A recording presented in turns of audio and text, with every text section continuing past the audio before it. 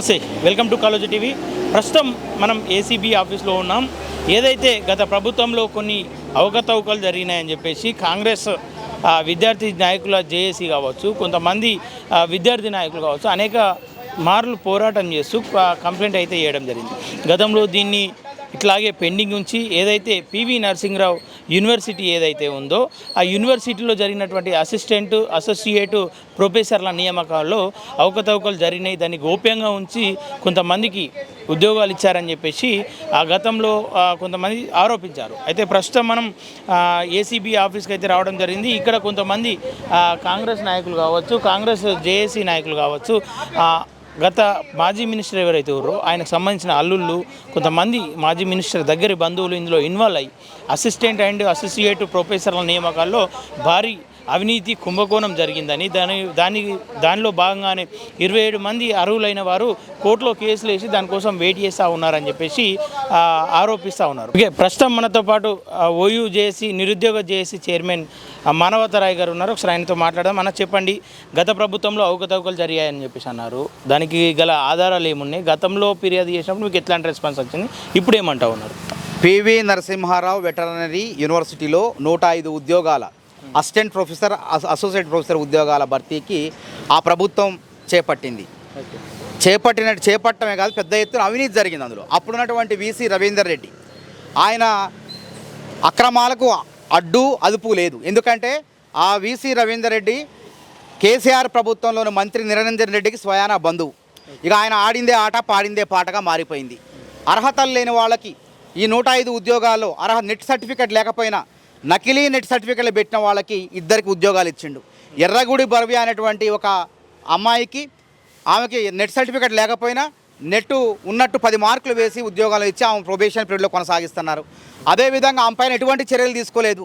చట్ట ప్రకారం యూనివర్సిటీ అధికారులను మోసం చేసినందుకు క్రిమినల్ కేసులు నమోదు చేయాలి. అదేవిధంగా నమోదు చేయకుండా ఆమెను ప్రొబేషనరీ పీరియడ్లో అసిస్టెంట్ ప్రొఫెసర్గా కొనసాగిస్తున్నారు. అదేవిధంగా బాలాజీ నాయక్ అనేటువంటి వ్యక్తి పైన మేము ఫిర్యాదు చేస్తే ఆయన పైన చర్య తీసుకున్నారు. ఏం చర్య? సస్పెండ్ మాత్రమే చేశారు. ఈయన నకిలీ సర్టిఫికేట్ పెట్టిండు, నిజమే, మీరు చెప్పింది నిజమే అని చెప్పి మా ఫిర్యాదుకు సస్పెండ్ చేసి సంవత్సరం నుంచి సగం జీతం ఇస్తున్నారు. సగం జీతం ఎందుకు ఇవ్వాలి? తప్పు చేసిన వాడిని క్రిమినల్ కేసులు పెట్టి జైల్లో పడేయకుండా, అదేవిధంగా ఉద్యోగంలో ఉంచి తీసివేయకుండా సగం జీతం ఇచ్చి ఆపడం ఎందుకు?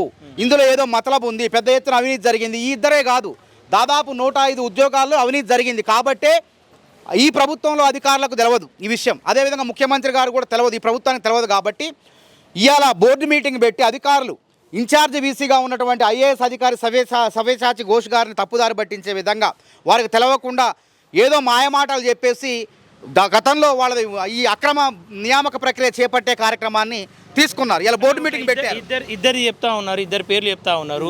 మిగతా అంతా అక్రమం అని చెప్పేసి ఏ రకంగా చెప్తా ఉన్నారు? వీళ్ళిద్దరు దొరికారు మనకి. మేము సమాచార హక్కు చట్టం ద్వారా తీసుకుంటే వీళ్ళిద్దరు నకిలీ నెట్ సర్టిఫికేట్ పెట్టారని చెప్పేసి యూజీసీ వాళ్ళు మాకు ఇచ్చారు, ఆధారాలు ఇచ్చారు. ఆధారాలు కూడా డీజీపీ గారికి ఇచ్చినాం, అందరికి ఇచ్చినాం. అదేవిధంగా ఇప్పుడు ఈ ఆధారాలు వీళ్ళు ఉన్నారు. మిగతా వాళ్ళు ఏంది? ఉల్లంఘనలు. ఎస్సీ ఉండాల్సిన చోటున ఓసీని తీసుకొచ్చారు, ఓసీ ఉండాల్సిన బీసీ ఉండాల్సిన చోటున ఓసీని పట్టుకొచ్చి ఈ విధంగా ఎస్సీ ఎస్టీ బీసీలకు కూడా అన్యాయం చేశారు. ఎందుకు అన్యాయం చేశారు? దీనిలో ఏం మతలబు ఉంది అంటే ఇక్కడ అవినీతి జరిగింది. ఈ అభ్యర్థులు ఎవరైతే డబ్బులు ఇచ్చారో వాళ్ళకు ఉద్యోగాలు ఇచ్చారు.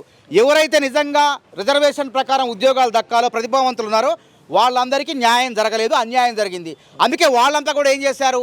హైకోర్టును ఆశ్రయించి మాకు అన్యాయం జరిగింది. దాదాపు సుమారు 27 మంది అనుకుంటున్నాం మేము, 12, 15, 27 మంది మొత్తానికి కోర్టును ఆశ్రయించారు.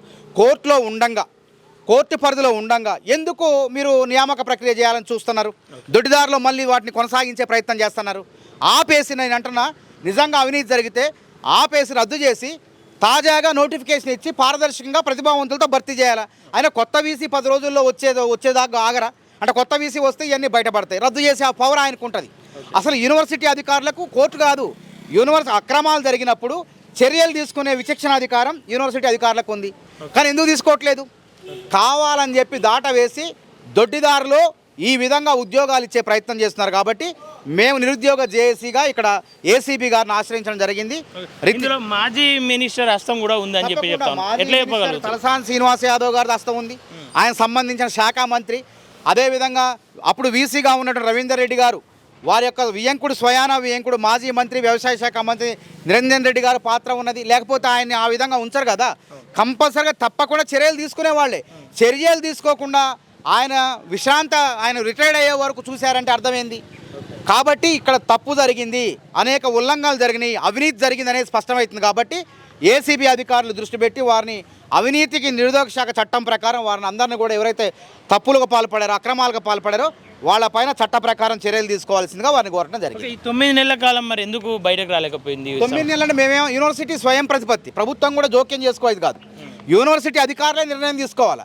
కానీ యూనివర్సిటీ అధికారులు ఇప్పుడు ఇన్ఛార్జ్ వీసీ ఉంటే ఇలా బోర్డు మీటింగ్ పెట్టేసి ఈరోజు గుడ్డిగా అని ఆయనకు తెలవకుండా ఈ ప్రక్రియను కొనసాగించే ప్రయత్నాలు చేస్తున్నారు. కాబట్టి ప్రభుత్వం దృష్టికి కూడా చాలా ప్రాధాన్యాలు ఉంటాయి, ఇది ఒక్కటే కాదు. కాబట్టి ప్రభుత్వం దృష్టికి కూడా తెచ్చే ప్రయత్నాన్ని నిరుద్యోగ చేసి ఈరోజు తీసుకెళ్తుంది. అంటే ఇంతకుముందు రేవంత్ రెడ్డి దృష్టికి ఏమైనా తీసుకెళ్ళిరా మీరు? అధికార ప్రతినిధులు మీరే అంటే మేము ఇది నిరుద్యోగ చేసి తరపున చేస్తున్నాం.